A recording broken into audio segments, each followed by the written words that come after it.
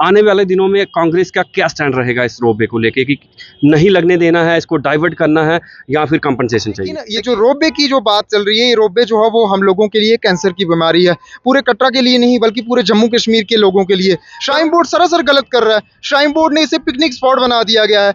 मैं बार बार ये कहूंगा कि हमारे हिंदुत्व के साथ जो है वो खिलवाड़ ये लोग मिल करके कर रहे हैं भाई साहब। रोपवे के ऊपर स्टैंड कांग्रेस पार्टी का बिल्कुल क्लियर है। हमारे सीनियर लीडरशिप कटरा में भी जरूर पहुंची हुई थी और हमारा बिल्कुल स्टैंड है, हम रोपवे नहीं लगने देंगे जी। सत्य कहेंगे, सत्य लिखेंगे, सत्य चलेंगे। जिला रियासी का एक शख्स जिसने अपने जीवन काल के तकरीबन 1 दशक जो है वो पत्रकारिता में दिया, पत्रकारिता को समर्पित किया और जब पत्रकारिता की तो वो इस प्रकार की पत्रकारिता की कि लोग मिसाल देते थे। उसके बाद 10 साल के बाद नेतागिरी में आ गए। भाई साहब हैं हमारे साथ करण जी, जो कि 10 साल पत्रकार रहे और अभी इन्होंने पॉलिटिक्स ज्वाइन की है। इनसे आज रूबरू होंगे, इनसे बातचीत करेंगे थोड़ी सी। करण जी, सीधा सवाल है कि पत्रकारिता छोड़ के आपने नेतागिरी ज्वाइन की है, क्या इसके पीछे क्या रीज़न है? देखिए रीज़न तो इसमें कोई है नहीं, लेकिन पत्रकारिता की अगर बात करूं तो पत्रकारिता की जो फील्ड है वो बेहद ही शानदार फील्ड है। आप बेहिचक होकर के हर किसी की जो है वो जो लोगों को परेशानी आती हैं आप उसको उठा सकते हैं, जागरूक कर सकते हैं। लेकिन नेता एक ऐसा प्रोफेशन है, लोगों के हित से जुड़े हुए जो मसले मसाइल होते हैं वो आप पत्रकार बन के नहीं निभा सकते हैं।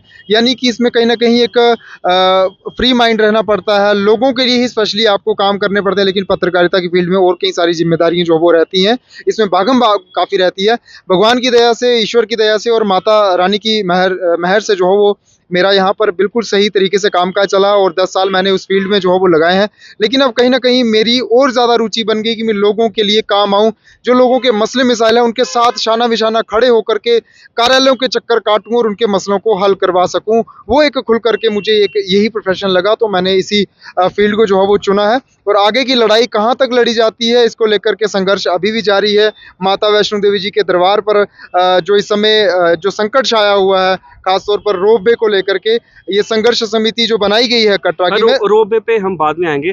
पहले मेरा दूसरा सवाल आपसे ये रहेगा कि जैसे ही आपने पत्रकारिता छोड़ी और पॉलिटिक्स में आप आए, एक्टिव पॉलिटिक्स में आए, आपके पास बड़े सारे ऑप्शन थे। आप बीजेपी में भी जा सकते थे और किसी पार्टी में एनसी में जा सकते थे, कांग्रेस ही क्यों चुनी आपने? देखिए मेरा ये एक पर्सनल अपना ओपिनियन रहा है और मुझे एक तो कहते हैं ना इंसान की सोच जो है वो एक जैसी नहीं होती है।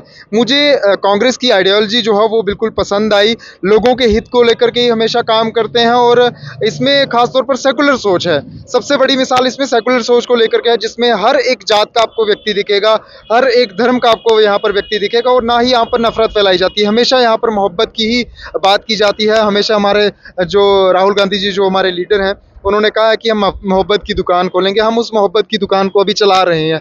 जम्मू कश्मीर में जो नफ़रत फैली हुई है, हम इस नफ़रत को, इस कटाश को ख़त्म करने के ऊपर काम कर रहे हैं। ये जो जिन पार्टियों ने यहाँ पर नफ़रत फैलाई हुई है, हम उन पार्टियों को भी यहाँ से जो है वो जम्मू कश्मीर से भगा मारेंगे और ये जो नफ़रत का जो यहाँ पर जो इन्होंने ऐलान किया हुआ है, हम इस नफ़रत को जो है मोहब्बत से जो है वो ख़त्म करेंगे। पहली बार आपने विधानसभा इलेक्शंस में काम किया और जिला रियासी की 2 सीटें जो है वो भारतीय जनता पार्टी की, आपकी घर की सीट जो है वो भारतीय जनता पार्टी के खेमे में गई। कटरा की सीट जो भारतीय जनता पार्टी के खेमे में गई, मात्र एक सीट जो है वो भी एनसी के खाते में गई है। क्या कहेंगे कि कहाँ कहाँ पे कमी रही है जिनको आप आने वाले दिनों में सुधारने की कोशिश करेंगे? देखिए मुझे तो अभी जुमा कुछ महीने हुए हैं इस कांग्रेस पार्टी का दामन थामे हुए हैं, मैं काम कर रहा हूँ। अभी जिन चीज़ों के ऊपर मुझे कमियाँ लग रही हैं वो मैं जो हमारे लीडरशिप है हमारी, मैं उनको बिल्कुल एकाएक करके सुना भी रहा हूं। जहां पर कमी है उन्हें जो है वो सही तरीके से सेटअप किया जाएगा और आने वाले विधानसभा चुनावों में हमारी जीत जो है वो निश्चित तौर पर है। हम तीनों सीटों के ऊपर विजय हासिल करेंगे। जहां कमी हमें दिखी है हम इसके ऊपर विचार विमर्श करेंगे। हमारी सीनियर लीडरशिप भी जो है वो इसके ऊपर काम कर रही है और आने वाले 5 सालों के बाद आपको या ये पंचायती चुनावों में आपको जो रिजल्ट दिख जाएगा, डीडीसी चुनावों में रिजल्ट दिख जाएगा। चेयरमैन भी रियासी का हमारा होगा और डीडीसी चेयरमैन, और इसके अलावा बीडीसी की भी जो हमारी जो दरपकड़ है वो हमेशा जो है वो रियासी जिले भर में इस समय देखने को मिलेगी, पूरे जम्मू कश्मीर में। ये जब ये सवाल हम पूछते हैं तो हर एक नेता जो होता है, चाहे किसी भी पार्टी का हो, वो तो अपनी पार्टी के लिए बोलता है। पर विधानसभा चुनाव को जब हमने कवर किया तो यहाँ पर कहीं ना कहीं पर देखा गया कि कांग्रेस में जो अंतर्कलह थी, जब आप पत्रकार थे आप भी ऐसे ही सवाल पूछते थे लीडर से। मैं भी, अब आप लीडर हो, मैं पत्रकार हूँ, मैं आपसे पूछ रहा हूँ कि अंतर्कलह जो थी उस पे आपको सबसे ज़्यादा काम करने की ज़रूरत है। और आज आपके जो राष्ट्रीय अध्यक्ष हैं मल्लिकार्जुन खड़गे जी, उन्होंने भी इसी बात पे चर्चा की है आज। क्या कहेंगे कि ये जो अंतर्कलह होती है, चाहे वो टिकट के बंटवारे को लेके हो, चाहे वो एक दूसरे का चेहरा पसंद ना हो, ये चीज़ अगर मैनेज हो जाए तो इस चीज़ पे आप कितना काम करेंगे? देखिए सुशील जी, ये बड़ा ही बेहतरीन आपने सवाल पूछा है। टिकट के बंटवारे को लेकर के जब भी हमेशा बात चलती है तो हर एक नेता, हर एक कार्यकर्ता चाहता है कि उसे टिकट मिले।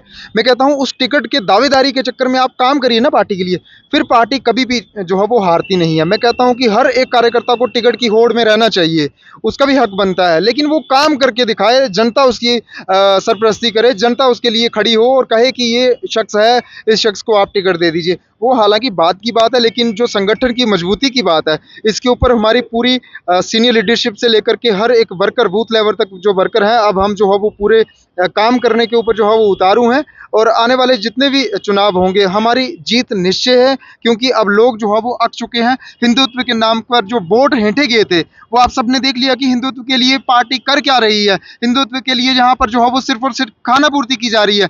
बड़े लेवल पर जो है वो घोटालेबाजी हमारे हिंदू धर्मों के साथ की जाती है। शिवखोड़ी की अगर बात करें, श्री शिवखोड़ी श्राइन बोर्ड, आज दिन तक कभी किसी ने वहां का हिसाब पूछा है? वहां का चंदा कहाँ जाता है? वहां की जो चंदे की गाड़ियां खरीदी जाती हैं वो कहाँ जाती हैं? ये सब अभी तक जो है वो इसके ऊपर बात करना जो है वो किसी भी लीडर ने सही नहीं समझा, क्योंकि वो वहां पर हमारी आस्था जुड़ी है। लोग देश के कोने कोने से आते हैं, वहां पर चढ़ावा चढ़ाते हैं, वहां पर जो पैसा है वो चढ़ाते हैं। उसका हिसाब आज दिन तक कभी किसी लीडर ने सामने आकर के नहीं पूछा। वो हड़पते जा रहे हैं ये लोग। हम इसका हिसाब आने वाले दिनों में मांगेंगे। श्री माता वैष्णो देवी जी की धर्मनगरी में हम इस समय खड़े हैं। धर्मनगरी के साथ क्या किया जा रहा है? इसी हिंदुत्व के नाम पर हमसे वोट लिए गए ना, ये पूरा कटरा। आपने पूरे तीनों कॉन्स्टिट्यूंसी की बात की, 2 कॉन्स्टिट्यूंसी में बीजेपी की जीत हुई है। हिंदुत्व के नाम पर जो है वो इन्होंने एजेंडा चलाया, जिसके बदौलत ये लोग खड़े हैं। मैं कहता हूँ कि विधायक और सांसद ये जीते हैं मोदी के सर पर, और मोदी जी जीते हैं राम के नाम पर। ये राम का नाम जब जपना, ये उनके नाम पर वोट लेना जब ये बंद कर देंगे, इनकी अपनी औकात नहीं है ये अपनी पंचायत की भी सीट निकाल पाए। ये सिर्फ और सिर्फ हिंदुओं को बरगला करके, बहला फुसला करके ये वोट हेंटते हैं और कहते हैं कि हिंदुत्व खतरे में, हिंदुत्व खतरे में है। मैंने पहले भी कई सारे इंटरव्यूज में कहा है, कई सारे अपने भाषणों में कहा है कि हिंदुत्व उनका खतरे में है जिनका भगवान मोदी है। हमारा भगवान नहीं है जी मोदी, हमारा भगवान माता वैष्णो देवी जी है, जो इन त्रिकुट पर्वतों में बसती हैं। हम इनका जो है वो पूजन करते हैं हम इनका, और सुबह शाम जो है वो इनके आगे जो है वो सर झुकाते हैं कि सद्बुद्धि दीजिए आप सबको, और इस हिंदुत्व के जो झांसा दिया जा रहा है इसके चक्रों में ना पड़े, और एक बेहतर तरक्की की तरफ जो है अपने इलाके को लेने के ऊपर बात करें, शिक्षा के ऊपर बात करें। और ये जो हमेशा देखा जाता है free ration, free ration, free ration, अरे भाई वो राशन के ऊपर आप लोग क्यों अटके हुए हो? मैं कहता हूं कि कोई भी सर, मेरी एक अपनी पर्सनल सोच है, राशन फ्री जो है वो नहीं देना चाहिए हर एक इंसान को। आप शिक्षा फ्री में दीजिए, आप स्वास्थ्य फ्री में दीजिए, आप न्याय फ्री में दीजिए, आप इनके ऊपर बात करिए ना। ये बातें की नहीं जाएंगी। राशन फ्री में दिया जाएगा, 5 किलो 10 किलो राशन के पीछे आपने लोगों को खरीद लिया हुआ है। रोपवे पे बात करेंगे अब करण जी। पिछले कई दिनों से हम देख रहे हैं कि जब से रोपवे के विरोध यहाँ पर कटरा में हो रहा है, और आप एज ए कांग्रेस लीडर यहाँ पर शाना बिशाना यहाँ पर लोगों के साथ चल रहे हो, चाहे वो मजदूर नेता भूपिंदर सिंह हो जो कि आपके डिस्ट्रिक्ट प्रेसिडेंट भी हैं। पिछले दिनों यहाँ पर एपिसोड हुआ, वो उनकी गिरफ्तारी हुई, बाद में वो आधे घंटे में वो शूट भी गए। आने वाले दिनों में कांग्रेस का क्या स्टैंड रहेगा इस रोपवे को लेके, कि नहीं लगने देना है, इसको डाइवर्ट करना है, या फिर कंपनसेशन चाहिए? देखिए ये जो रोपवे का मसला है ये काफ़ी इस समय इंटरनेशनल मुद्दा बन चुका है। इसमें खास करके हमारे भारत वर्ग के लोगों की यहाँ पर नज़र नहीं है, विदेशी लोगों की भी नज़र है, विदेशी मुल्कों की भी नज़र है इस समय इस कटरा रोपवे प्रक्रिया के ऊपर जो है वो चल रही है। श्राइन बोर्ड सरासर गलत कर रहा है। श्राइन बोर्ड ने इसे पिकनिक स्पॉट बना दिया गया है। मैं बार बार ये कहूँगा कि हमारे हिंदुत्व के साथ जो है वो खिलवाड़ ये लोग मिल करके कर रहे हैं भाई साहब। ये लोग जो है वो धंधा बना चुके हैं इस चीज़ को, हमारी आस्था को एक साइड कर दिया है, और दूसरी तरफ जो है माता रानी के नाम पर इन्होंने जो है वो इस समय पिकनिक स्पॉट बना दिया गया है। हमने कभी इसके ऊपर बात की? हमारे माता वैष्णो देवी जी के दरबार पर दर्शन करने वालों को भी कहीं ना कहीं एक क्राइटेरिया होना चाहिए। आपने वस्त्र किस प्रकार से पहनने हैं, आपने किस प्रकार से माता रानी की जो दर्शन है वो करने हैं। हमें इस चीज़ के ऊपर विचार विमर्श करने की जो है वो ज़्यादा ज़रूरत है। लेकिन ये जो रोपवे की जो बात चल रही है, ये रोपवे जो है वो हम लोगों के लिए कैंसर की बीमारी है। पूरे कटरा के लिए नहीं बल्कि पूरे जम्मू कश्मीर के लोगों के लिए।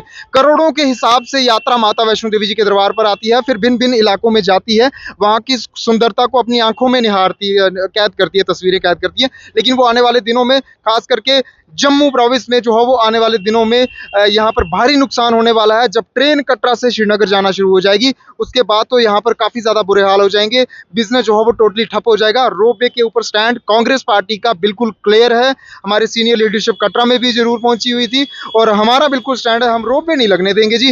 रोपवे लगने के बाद यहाँ पर क्या काल संकट छाएगा वो आप लोग सभी भली भांति जानते हैं। ये होटल इंडस्ट्री जितने भी है, यहाँ पर होटल नए नए बन रहे हैं, ये यहाँ पर खंडर बन जाएंगे। यहाँ पर भूत यहाँ पर आएंगे, उनका बसेरा होगा यहाँ पर, ना कि श्रद्धालुओं का बसेरा होगा। जो दूर दूर से आते हैं वो बड़े कम समय में यहाँ पर यात्रा करके वापस चले जाएंगे, यहाँ श्रीनगर की तरफ चले जाएंगे। हमारे जितने भी पिकनिक स्पॉट्स हैं, जितने भी हमारे पर्यटक स्थल, धार्मिक स्थल हैं, इनको कोई नहीं देखेगा। आप आज के समय में देख लीजिए, शिवखोड़ी में कितने यात्री जाते हैं। पहले 15 से 18-20 हज़ार के बीच भी यात्रियों का प्रतिदिन का आंकड़ा वहाँ पे रहता था, लेकिन आज जो वही यात्री जो है वो 3000-3500 आ चुके हैं, क्योंकि वहाँ पर जो है वो एक जो आतंकी हमला हुआ था, आतंकी हमले के बाद जो है वो दोबारा उस यात्रियों को जो सही तरीके से दिशा नहीं दिखाई गई, वो डर के मारे वहां से जो है वो वापस शाम को 5 बजे भेज दिए जाते हैं। क्या हमारा सुरक्षा बल इतना कमजोर हो चुका है, सुरक्षा तंत्र इतने कमजोर हो चुके हैं कि क्या यात्रियों को आप फैसिलिटेट नहीं कर सकते हो, आप उनको यात्रा नहीं मुकम्मल करवा सकते हो? 5 बजे के बाद वहां से उनको खदेड़ दिया जाता है। व्यापारी वहां का भूखा मर रहा है। यही आने वाले दिनों में जो है वो हाल कटरा का होने वाला है। बहुत बहुत शुक्रिया। तो ये थे युवा नेता रियासी डिस्ट्रिक्ट के करण सिंह जी, जो कि पहले पत्रकार थे और अभी इन्होंने पॉलिटिक्स ज्वाइन किया। और इनको सुना आपने, और इनका भी यही स्टैंड है कि जो रोपवे कटरा में लगने जा रहा है वो बिल्कुल ये इनकी पार्टी का और इनका यही स्टैंड है कि उसके बिल्कुल ये खिलाफ हैं और उसको ये नहीं लगने देंगे। आप देख रहे हैं दैनिक स्टेट समाचार। मैं हूं सुशील शर्मा, अपने कैमरामैन सहयोगी मोहन चंद के साथ कटरा से।